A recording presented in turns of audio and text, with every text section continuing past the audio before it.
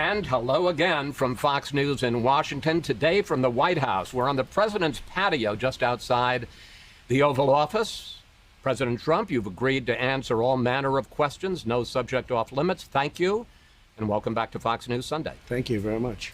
Let's start with the surge of the coronavirus across the country in recent months. You still talk about it as, quote, burning embers. But I want to put up a chart that shows where we are with the illness over the last 4 months. As you can see, we hit a peak here in April, 36,000 cases. It's cases. A day. Yeah, cases. Then it went down, and now since June, it has gone up, more than doubled. One day this week, 75,000 new cases, more than double. Chris, that's because we have great testing, because we have the best testing in the world. If we didn't test, you wouldn't be able to show that chart. If we tested half as much, those numbers would be down. But this isn't burning embers, sir. This is a forest fire. But I don't say. I say flames. We'll put out the flames, and we'll put out, in some cases, just burning embers. We also have burning embers. We have embers, and we do have flames. Florida became more flame-like, but it's going to be under control. And, you know, it's not just this country. It's many countries. We don't talk about it in the news. They don't talk about Mexico and Brazil and still parts of Europe, which actually got hit sooner than us, so it's a little ahead of us in that sense. But you take a look. Why don't they talk about Mexico, which is not helping us? And all I can say is, thank God I built most of the wall, because if I didn't have the wall up, we would have a much bigger problem with Mexico. But, sir, we have the 7th highest mortality rate in the world. Our mortality rate is higher than Brazil. It's higher than Russia. And the European Union has us on a travel ban. Yeah, I think what we'll do, well, we have them on a travel ban too, Chris. I closed them off. If you remember, I was the one that did the European Union very early. But when you talk about mortality rates, I think it's the opposite. I think we have one of the lowest mortality rates in the world. We're going to take a look. We had 900 deaths on a single day. We will take a look. This week. Ready? You can check it out. Could you please get me the mortality rate? Yeah. Kaylee's right here. I heard we had one of the lowest, maybe the lowest mortality rate anywhere in the world. Do you have the numbers, please? Because I heard we had the best mortality rate.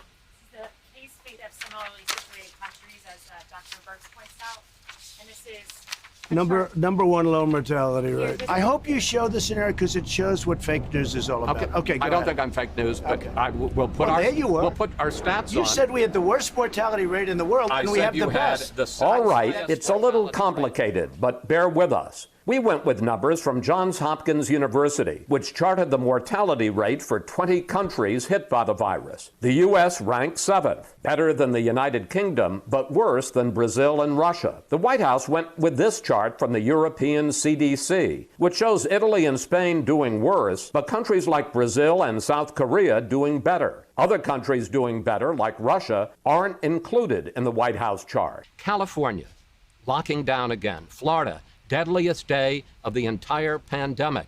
Hospitals at capacity in a number of places around the country. Shortages of testing, shortages of personal protective equipment for nurses and doctors.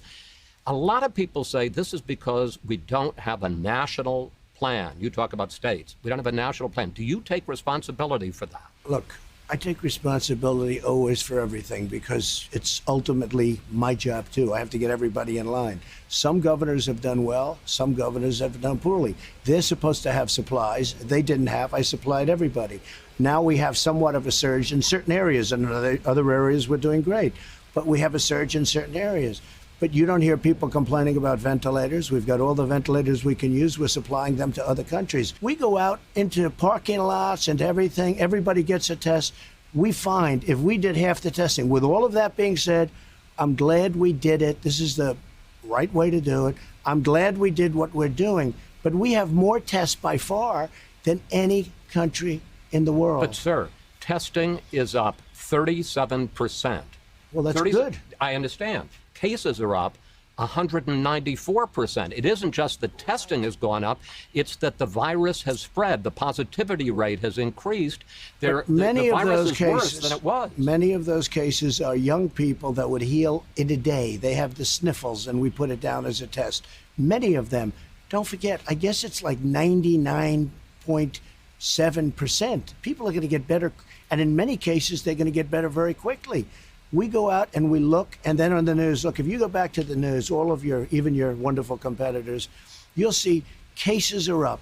Well, cases are up. Many of those cases shouldn't even be cases. Cases are up because we have the best testing in the world, and we have the most testing. No country has ever done what we've done in terms of testing.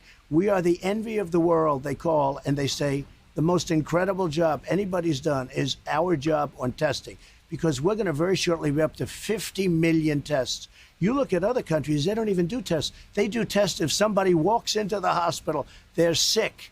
They're really sick. They test them then, or they'll test them in a doctor's office. But they don't go around and have massive areas of testing, and we do. And I'm glad we do, but it really skews the numbers. I'm going to do you a favor, because I'm sure a lot of people listening right now are going to say, Trump, he tries to play it down. He tries to make it not seem as serious as it is. No, this is very serious. 75,000 cases a day. Show me the death chart.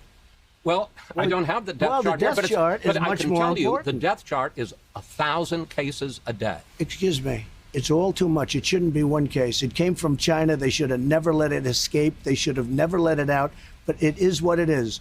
Take a look at Europe. Take a look at the numbers in Europe. And by the way, they're having surges. Are 6,000 in the whole European Union. They don't test. They don't test like we test. Is it possible that they don't have the virus as badly as we do? No, it's possible that they don't test. That's what's possible. We find cases, and many of those cases heal automatically. We're finding, in a way, we're creating trouble. Certainly we're creating trouble for the fake news to come along and say, oh, we have more cases. Look, we did something that nobody's ever done. Not only the ventilators, where we're supplying them all over the world. We did a testing program, the likes of which nobody's ever done before.